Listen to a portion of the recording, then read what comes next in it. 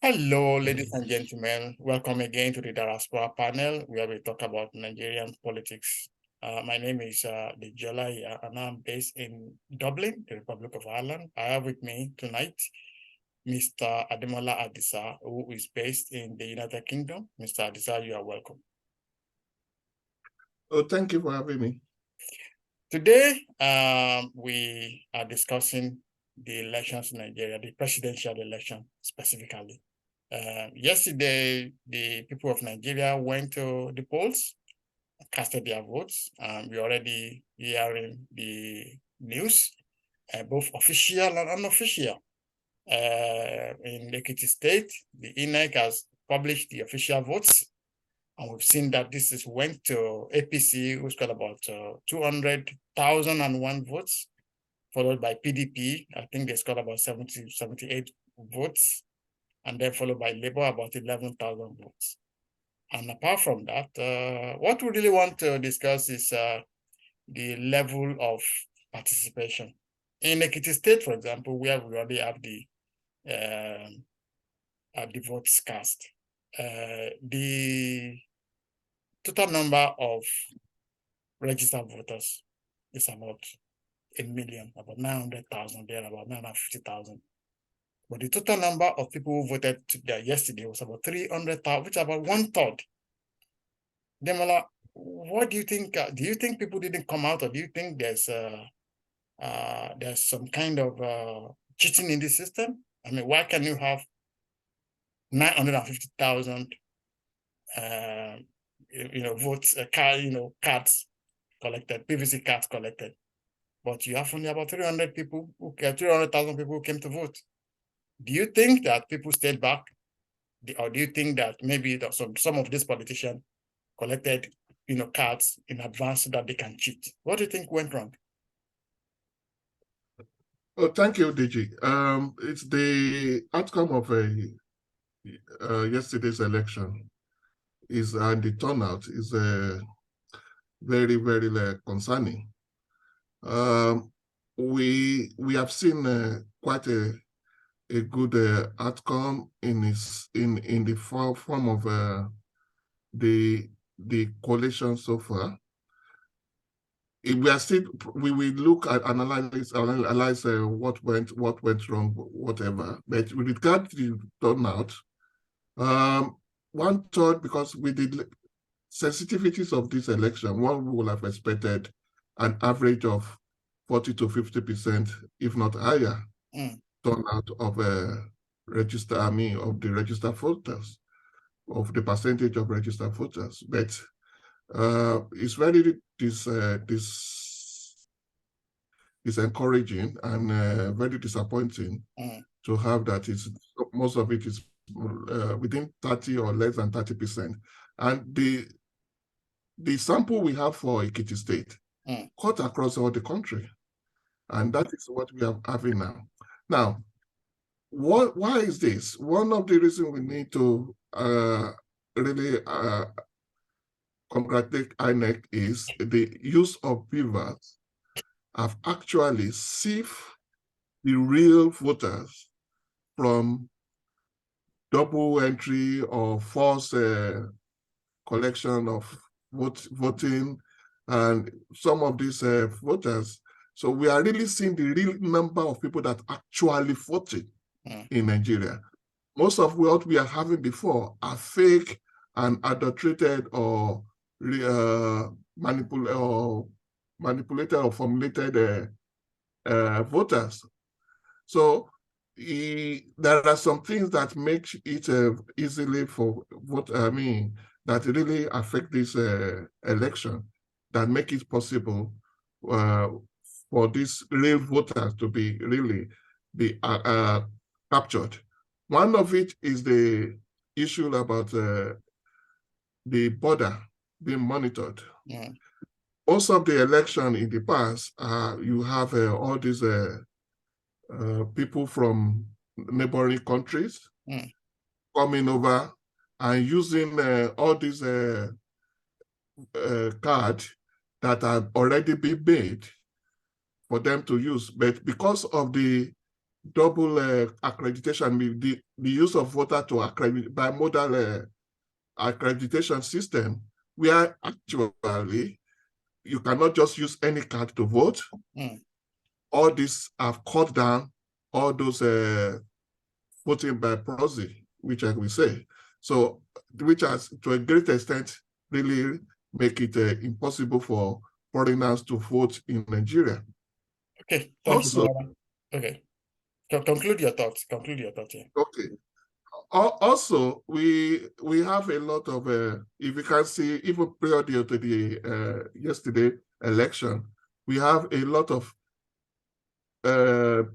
PVC that are dumped into the bush, that are found in gutters, that are found in everywhere, because they were originally being done by scrupulous INEC officials to be used or to give to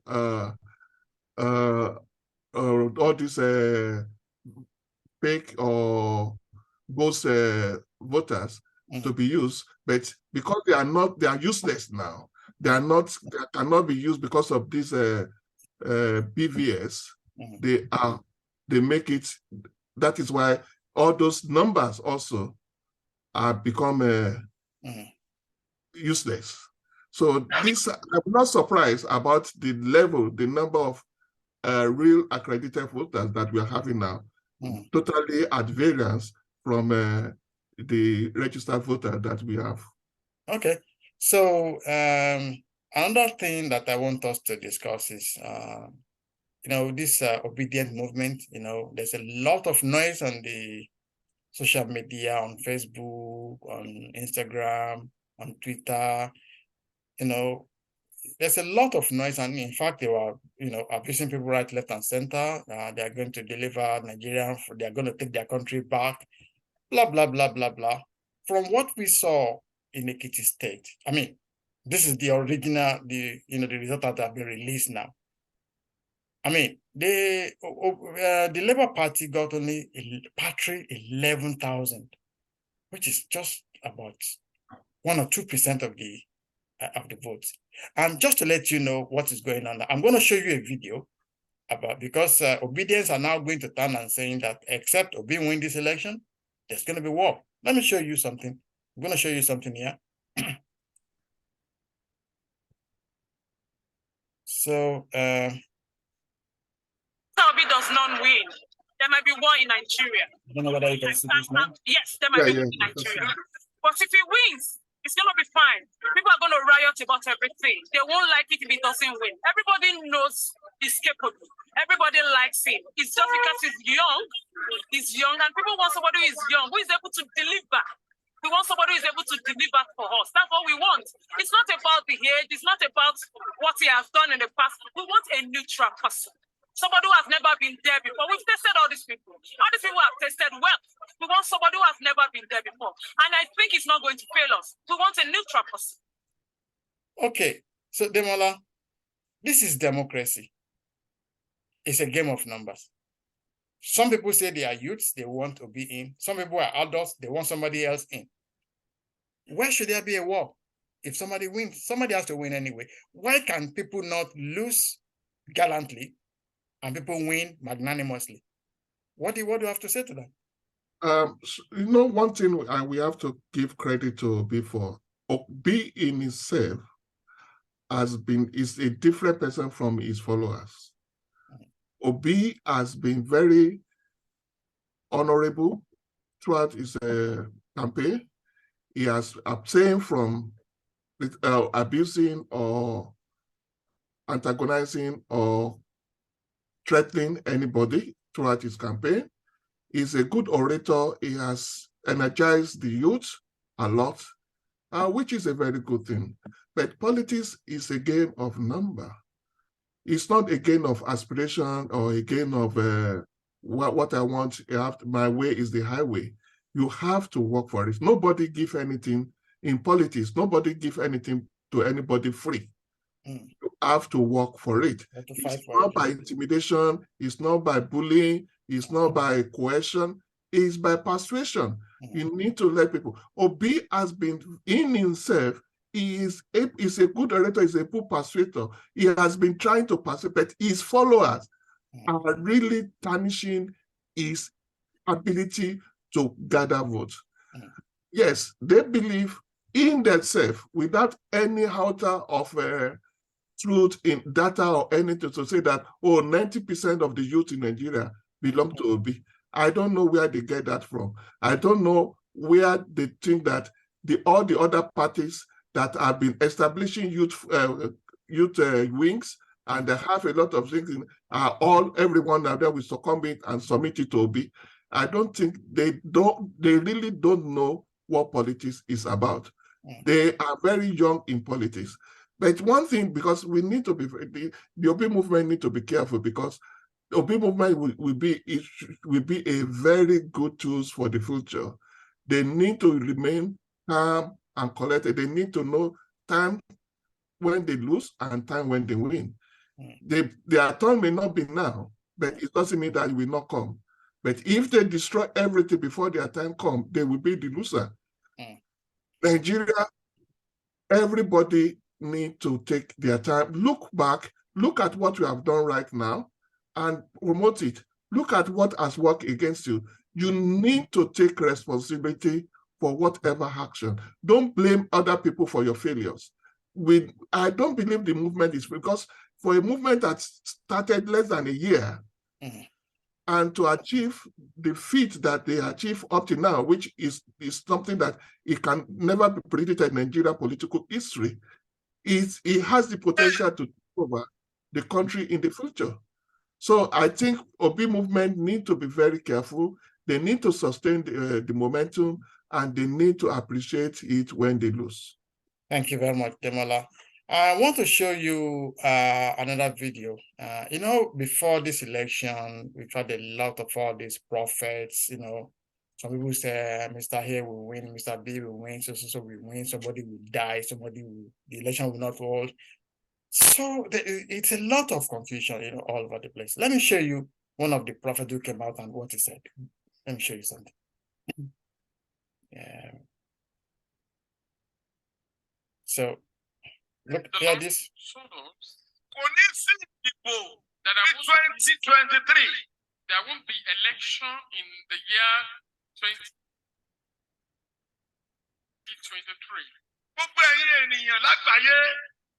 All our people worldwide, it is the word of God. And that's how he showed me. It changes not. There won't be election come 20. So, Demola, now, can you imagine somebody, he called himself a prophet, and he's talking with authority, and he's saying this is what is going to happen. Now, there's been an election, and we're going to hear the result maybe in the next few days. So, what kind of people are we in Nigeria? Why do you think this is happening?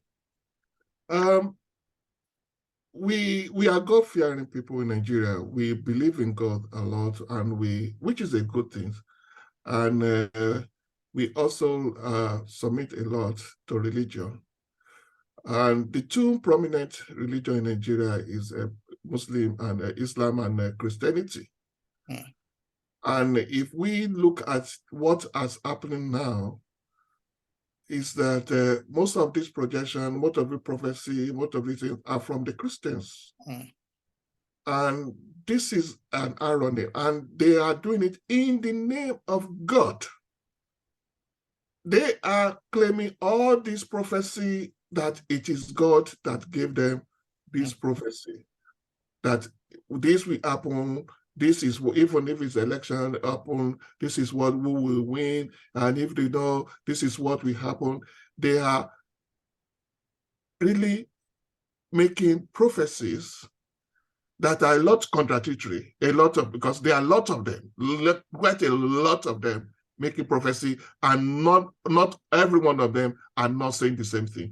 So somebody is not hearing from God and hearing from the devil. Obviously, they're hearing from themselves. Yeah, or hearing from themselves. Because if this one is saying this and everybody claiming that he's hearing from God, I don't know how many gods they are talking about. If it's the same God that there's only one God, which is Christ itself that you are hearing from, how can you be hearing different things? This is a lesson, especially for CAN.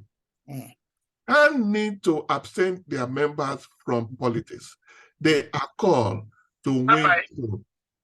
They are not called to engage in politics. They really need to refrain from political affairs. It's not good for the soul. It's not good for Christianity, and it's not good for the safety and existence of the country. And from now, I expect all those churches where their prediction failed woefully, I expect their members now to call to order the callings of those pastors, the callings of those prophets, so-called prophets. Who is actually calling them? If they should know if they are actually hearing from God, or they are just making things or hearing from the pocket of the politicians. Thank you, Demola. One other thing I wanted us to talk about is the issue of children voting in elections. In 2019, we saw a lot of kids in Kano voting in election. We have always said, it's only in Kano that this can happen. But let me show you something that happened here in the Southwest. Let me show you something here. This is another event. Okay, Afai. My name is. So which party did you vote for? P2B, that is Labour Party. Can I see your voter's card? All right, and you voted for P2B, meaning you are obedient. Very, very good. So this is what happened in the East, where they're obedient, but they are not talking about that, but this is something you can see. Why should this happen in a democracy, in a country as big as Nigeria? Demola, why should this happen? There is, because we have to be careful about this area, because I think the INEC is looking into all the cases of electoral malpractices. So I don't think it's exclusive for FOBI or the Southeast alone. It's all over the country, wherever, and wherever all these atrocities takes place. I expect the opposition party to make a stick for redress, and all those votes should be nullified and cancelled in accordance with the electoral regulation. There are a lot of issues, a lot of obstructions of voting, and also a lot of destruction of electoral materials. All these things, I expect that, because normally when these things happen, the election usually usually redo the election in those areas, and will be monitored with full force of the security forces, and then the actual vote and the normal vote will be restored. So it's not still late for some of these things to be addressed and corrected. Thank you very much. So I always want to show you another video also from the East, and I just want people to see what we have been saying in the last few days. And now this is another thing going on in the East that I want our viewers to see.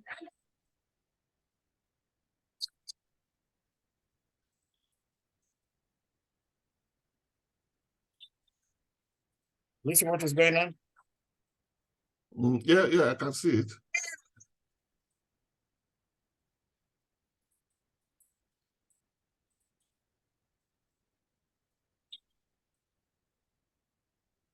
They are campaigning for the Labour Party. So this is the same country where some people said they will burn down the country if Obidi didn't win. Is this the way they want to win this election? Can you hear me? It's just, yeah, I can hear you. It's just a issue about the pot calling the kettle black. and hypocrisy of highest order, where people are claiming to be a saint when they are equally wolf in a sheepskin. There is, look, we know what politics is in Nigeria. We know there are a lot of things that have influenced Nigerian politics. We have the economical issues, the culture, the political culture, as well as our culture, tribal and cultural background. Most of our elections are influenced mostly by religion and by our ethnic orientation. So, and these are used to influence the vote. But there is clear guidance on the electoral law on what needs to be done when these things are being used against the free and fair election. I expect the INEC to have all these things in mind, and wherever it's been perpetuated, either in the east, north, or west, or south, or north central, or northeast, or northwest, anywhere it is in Nigeria, they need to bring them to book and make sure that those votes does not count. Because if they continue to allow it to go to count, then they will perpetuate it in future election. Thank you very much, Demola. So just one last question. We know that there is no official result for all the 36 states, including Abuja. But we've had a lot of, unofficial results on Facebook, on social media generally. So, Demola, from what you have seen so far, unofficially, where do you think this is leading? Where is this pointing to? I will refer our viewers to our last video projection in accordance, the last video before this, and they will look at it accurately. If they look into that video, they will see that it's go accurately as fairly as possible as we project in that video. So I will not make any protection because it's not we are not allowed by law to make any pronouncement or make any protection. It's only INEC that have the right to do this. But from the look of things, I know we've seen a lot of the numbers or whatever going on. Even there are votes that so people are even posting votes from Bangladesh or whatever, which is really very comical in itself. But I will employ our people to just take patience and wait for INEC, and with all the results they have been giving so far, and the collation that is going on in each of the state and the local government, I believe that we will see a result that is very much close, if not totally in line with our projection that we make in our last video. I think our last video, the projection was exact. We got everything right. And I think if viewers can look back at the last video, I think they can already know who's going to win. So, yeah, you were saying something, Demola? Can you hear me? Hello? Hello, Demola, can you hear me? I think maybe I lost you. Well, anyway, we've come to the end of today's deliberations. Can you hear me? Yeah, I can hear you. Okay. So we've come to the end. Yes, I'm with you. Yeah, okay. No, I'm with you. Right, okay. So, well, we've come to the end of today's, that's all we want to talk about today. So I want to say thank you. Yeah, I hear you. Thank you so much, Demola, for coming today. And thank you for all our viewers. We hope to see you again next week, Sunday. Until then, God bless you. Goodbye.